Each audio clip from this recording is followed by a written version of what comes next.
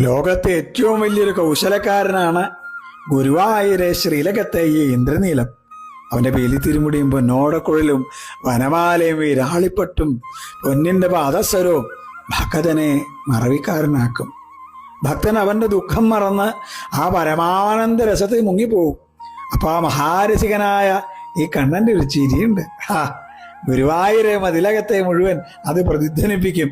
അത് കേട്ട് അവനെ കാണാൻ എത്തുന്നവർക്ക് മുമ്പിൽ ഈ കപടനാട്യക്കാരൻ തൃക്കാൽ രണ്ടും പിണച്ച് ആ പൊന്നോടക്കുഴൽ വായിക്കും.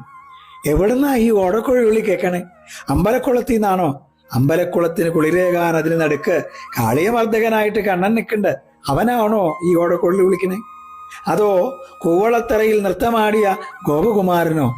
പടിഞ്ഞാറേ നടയിലെ ദീപസ്തംഭത്തിൽ കരിപിടിച്ച് കറുത്തുപോയൊരു കണ്ണനുണ്ട്. അവനേക്കാ വലിയൊരു ഓടക്കുഴലും പിടിച്ചിട്ട് നിൽക്കണു അവൻ.